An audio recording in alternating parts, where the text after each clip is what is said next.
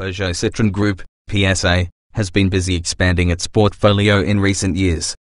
Although outwardly, the big news in 2017 was the company's purchase of Vauxhall Opel, it's the development of the upscale DS automobile brand that has been keeping the French fully occupied since its launch in 2014. The latest piece of that puzzle is the DS7 Crossback. It joins the excellent DS3, patchy DS4 and weirdly appealing DS5 to become the company's new flagship. But for those expecting a luxury saloon in the spirit of the original Citroën DS, then this new mid-sized SUV, the first of a new generation of bespoke DS products, might be a little bit disappointing. But SUVs sell. Audi, BMW and Mercedes-Benz can't make enough of their premium offerings to meet demand, and PSA wants a piece of that action. Consequently, the DS7 Crossback is targeted at the sort of people who might want a posh crossover but don't want to go for the obvious choice. DS7 Crossback, what is it, and what's it up against?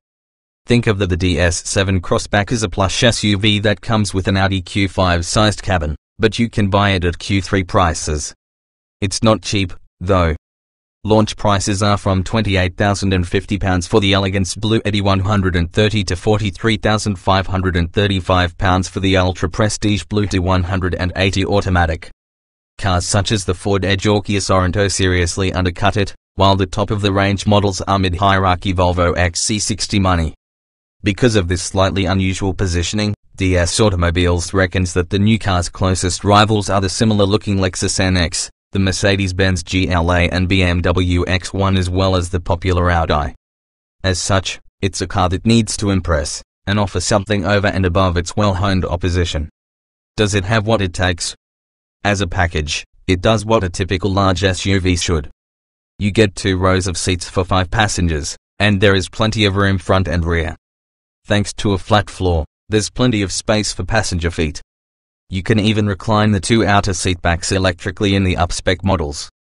The boot is a decent size, at 555 litres with the rear seats up or 1,750 with them stowed flat. The tailgate is electrically operated. DS7 Crossback specs, engine choices available in elegance, performance line, prestige and ultra prestige versions. You can pick from the following engines and transmissions on the DS7 Crossback: Blue Eddy 130 diesel manual, Blue Eddy 180 diesel manual, Blue Eddy 180 diesel automatic, Peugeot 225 petrol automatic. The Blue Eddy 130 is an all-new 1.5-litre engine, and passes EU 6.2 regulations. It will eventually replace all 1.6-litre diesels across the entire PSA range.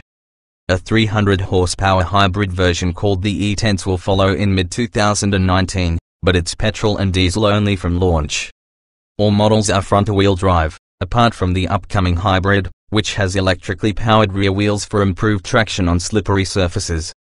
Given the profusion of four-wheel drive rivals in this market and price sector, this is a disadvantage for anyone who regularly tows or needs a modicum of off-road capability. What's the DS7 Crossback like inside? The dashboard is dominated by twin 12.0-inch screens, one in front of the driver, and the other in the center of the dash. From there, you can control all aspects of the infotainment, climate control, navigation and driver aids. There is also a bank of switches beneath the screen for some of the more commonly used controls. Both are crisp and clear, and you can't fault their clarity. However, despite having several display modes, the way the instruments are displayed in front of the driver means you can't just have a nice, big bank of old-school dials. This is a shame because it's reasonably user-friendly and pacey, but still not a patch on any of the Volkswagen Group opposition. We'd also like to see more physical controls, such as BMW's iDrive or Audi's MMI, to back up the touch screen. The choice of materials is impressive, though, with lots of care lavished on the quality of the leather and suede that's used. Every touchpoint feels nice, and the use of quilted leather for the seats and padded armrests is very appealing. Clever use of upmarket materials inside it feels modern and inviting. But it's not all good news. DS has clearly tried too hard to give it a unique, bespoke feel. Areas such as the center console switchgear, pop-up BRM clock, and those instrument graphics are overstyled and contrived. This is a shame, because it lacks the understated elegance of the Volvo XC60 or Audi Q3, for instance. There's also a lack of quality in some of the commonly used switches. The DS branded start's top button feels cheap and wobbly, and the scroll buttons have a little too much lost movement in them. Niggles, perhaps, but not what you'd expect at potentially £40,000 plus. But we can report that it's very roomy, both front and rear. The driving position is good, the seats are comfortable, and the rear is a pleasant place to spend time. Just watch out for the optional glass sunroof, which significantly impacts rear headroom for taller passengers. A lighting touch to real party piece of the DS7 Crossback is its lighting system, standard fit on the performance line, prestige and ultra prestige models, and a £1,000 option on the entry-level elegance.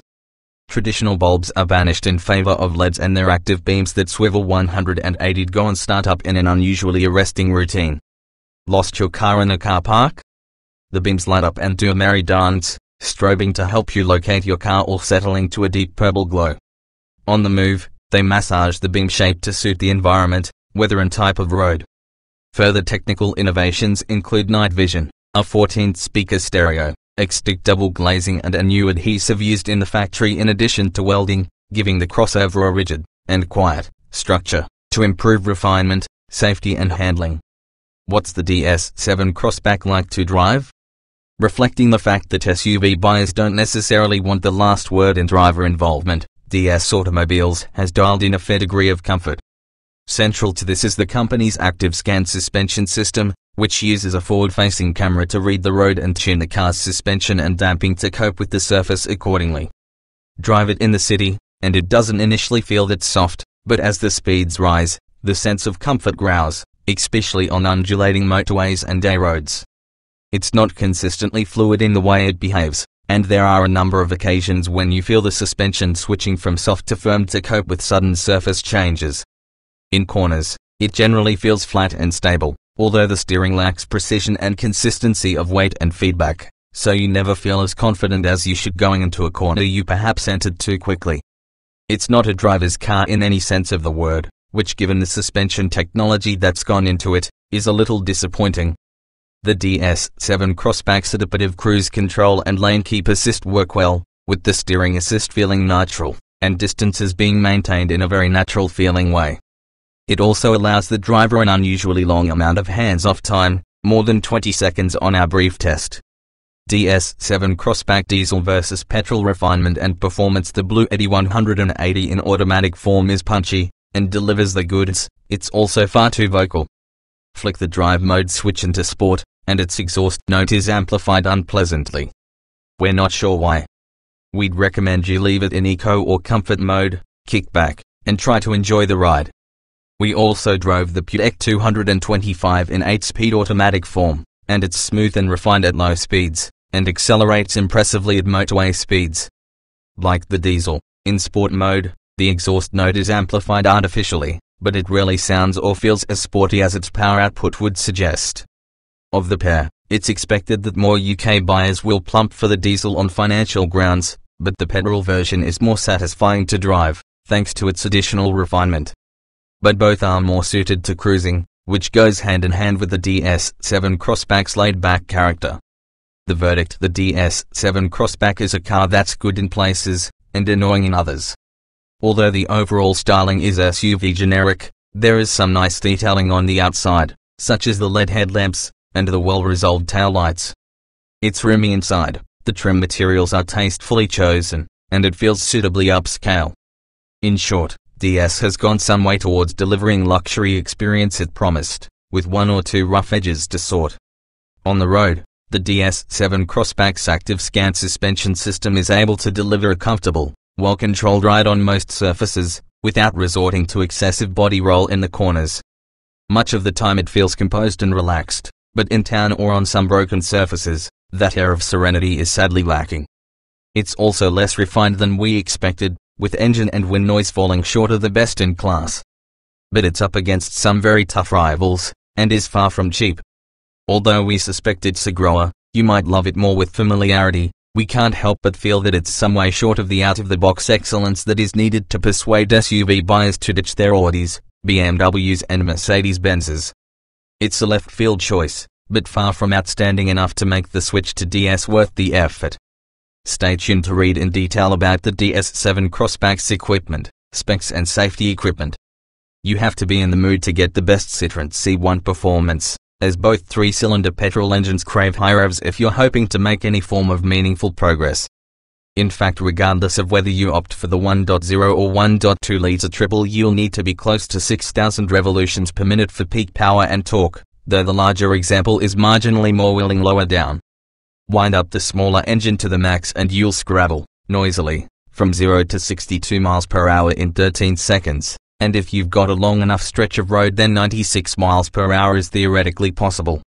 For the same sets of figures, the larger 1.2-litre Peugeot will manage a time of 10.9 seconds and an absolute of 106 miles per hour in truth, though both cars do the best of their work at lower speed, where the relative lightness comes into play, and are far more suited to the 0 to 30 miles per hour dash instead.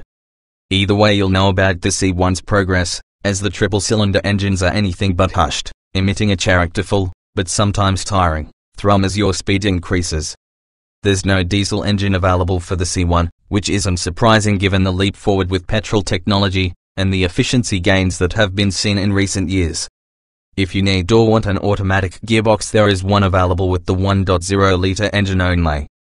If you're buying a C1 and hoping for tight sporty handling, then your hand must have slipped while browsing the Citroen configurator. A sports car this is not. However, it is a city car, with suspension designed for the rigors of city life. That means despite the short wheelbase, 2,340mm, the C1 copes with the lumps and speed bumps of the city with ease. Along with light steering, matching all the other control weights of the car equally, it makes the Citroen a perfectly easy to drive city car. And while it's not necessarily at home out of town, it's not disgraced either. Sure, there's a lot of body roll to be experienced, but nothing surprising or untoward. And if you do experience too much for your liking, the simple answer is just to slow down. Get over the fact the center console looks a little like an angry Stay Puft Marshmallow Man from the Ghostbusters film, and you'll realize the cabin of the new Citroen C1 is a step forward over the previous models. Certainly quality is far improved, and while it might not match a VW up or Skoda Citigo for ambience and solidity, it's less utilitarian than before.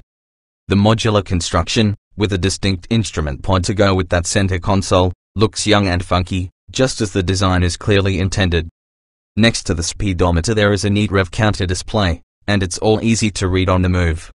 You do sit high, and quite upright, behind the 3-spoke steering wheel, though the C1 is wide enough to ensure you're not constantly scraping shoulders with your front seat passenger when on the move. And once you're used to the driving position, you'll actually be quite comfortable, even on longer journeys. Choose the Escape model, a trim that Citroen UK expects to be popular, and you'll enjoy the open air of a convertible thanks to that fabric roof that slides back to the rear of the car, without any of the associated shaking or flex. Roof open, it makes the cabin brighter and feel a little larger than it actually is, even if headroom in the rear does suffer because of it. One thing that will take some getting used to is the 7-inch touch drive interface, which uses mirror screen technology to access and display any content from your smartphone, such as apps and your music, on the central screen, which didn't feel entirely intuitive to use during our experience of the little Citroen. The French firm is renowned for its ride quality, so hopes for Citroen C1 comfort are high, and the good news is that in general it scores well in this area. Around town, at low speeds especially, the soft suspension means it soaks up lumps and bumps without bother, and the C1 is relaxing and easy to drive around urban environments. That said, you'll have to learn to love the thrum of the 3-cylinder engine, which is especially apparent under hard acceleration, which is another thing you'll need to get used to since the C1 needs a firm prod from your right foot to move at any pace. The front seats are comfortable too, though they do sit quite high and the steering wheel only adjusts for angle, so slotting yourself into your perfect driving position isn't all that easy. There's only room for 2 in the back though, and taller adults will find traveling back there a pain in the neck, literally. Like the C4 Cactus, DS4 and the previous C1, the rear windows only pop outwards on hinges, rather than wind down, but the optional Airscape fabric roof should provide enough fresh air even for those in the rear. However, while it may struggle to match current class leaders like the VW Up, it is still an improvement over the previous model in terms of comfort. DS7 Crossback specifications. The DS7 Crossback is available in 4 forms: although there will be regular special editions available on a regular basis. DS Automobiles say that these specials will be offered on a time, rather than production number, limited basis. The 4 regular models offered include the Elegance, Performance Sport, Prestige and Ultra Prestige versions. Even the so-called entry-level Elegance version is generously equipped, which means that those buying a regular version are hardly going to feel shortchanged. The Elegance model comes with the following equipment as standard: Hill Start Assist, Trailer Stability Control, Cruise Control with Speed Limiter, Active Safety Brake Lane Departure Warning, Speed Limit Recognition Warning, Driver Attention Warning, Rear Parking Sensors, Remote Control, Central Locking with Deadlocks, Keyless Start, Remote Tailgate Opening with Key, Defrosting Door Mirrors, Automatic Air Conditioning, Automatic Windscreen Wipers, Multifunction Onboard Trip Computer, 8.0-inch touchscreen, Bluetooth hands-free and media streaming with USB socket, Android Auto and Apple CarPlay, DAB, Digital Radio, DS Connect Box, Emergency and Assistance System, Acoustic and Tinted Rear Windscreen, Automatic Lights, LED Front Fog Lights with Cornering Light Function. Performance line models add the following equipment: 19-inch diamond cut alloy wheels, DS Active Scan Suspension, LED headlights with high beam assist, rear lateral and curtain airbags, electrically folding door mirrors with DS LED spotlight, Alcantara dashboard and door panels with stitching, dark tinted rear windows, 12.0-inch HD touchscreen, 12.3-inch digital instrument cluster, DS Connect nav, voice recognition, front central armrest with storage. Prestige models add the following equipment: reversing camera, advanced safety pack, active blind spot detection, lane keeping assist, extended traffic sign recognition, driver attention alert, premium leather steering wheel, BRMR 180 clock, Claudia and Napa leather dashboard, automatic follow me home lighting, full LED ambient interior lighting, wireless charging for smartphone, heated front seats with massage function for front seats, ventilated front seats, keyless entry and start, electric seats pack, electric driver and passenger seats, electrically foldable rear seats, backrest with central armrest. Ultra Prestige models add the following equipment: 20-inch diamond cut alloy wheels, remote tailgate opening with key and hands-free locking, electrochrome door mirrors, easy access pack, remote tailgate opening with key with loaded arm access, art black basalt Napa leather dashboard and door panels with pearl stitching, electric opening, panoramic sunroof with LED lighting, premium hi-fi system, DS connected pilot, adaptive cruise control with stop and go, lane keeping assist, DS urban pack, DS park pilot, automatic only, DS park assist, 6-speed automatic and manual versions, 360-degree camera. DS7 Crossback models are also available with the following options: advanced traction control, grip control, 18-inch Geneva black onyx diamond cut alloy wheels, mud and snow tires, 400 pounds tow bar, 600 pounds DS active scan suspension, 1000 pounds DS connected pilot, 650 pounds advanced safety pack, active blind spot detection, lane keeping assist, extended traffic sign recognition, driver attention alert, 875 pounds DS connected cam, 400 pounds front parking sensors, 150 pounds reversing camera, 450 pounds DS urban pack, DS park pilot, 360 vision, 1050 pounds DS urban pack, DS park assist, 360 vision, 1050 pounds aluminium sport pedals, 50 pounds electric seats pack, electric driver and passenger seats, electrically foldable rear seats, backrest with central armrest, DS night vision pack, DS night vision, 360 vision, dark tinted rear windows, laminated front and rear windows. The DS7 Crossback scored a maximum rating of 5 stars when crash tested by Euro NCAP in 2017. The car scored equally well for adults in the front seats and children in the back. Pedestrian and automatic safety equipment didn't quite match the best performing cars at the time, though a raft of kit is available including everything from lane keep assist to automatic emergency braking. Most models feature blind spot assistance, keeps the car in its lane on multi-lane roads, driver attention assist, which gauges whether the driver is remaining alert, plus active LED headlamps, which prevent drivers from dazzling oncoming traffic by switching between main and dipped beam automatically.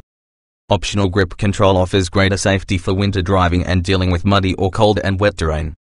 This traction control system helps to maximize the grip the car has, with different settings ensuring the greatest chance of keeping moving on the respective terrain.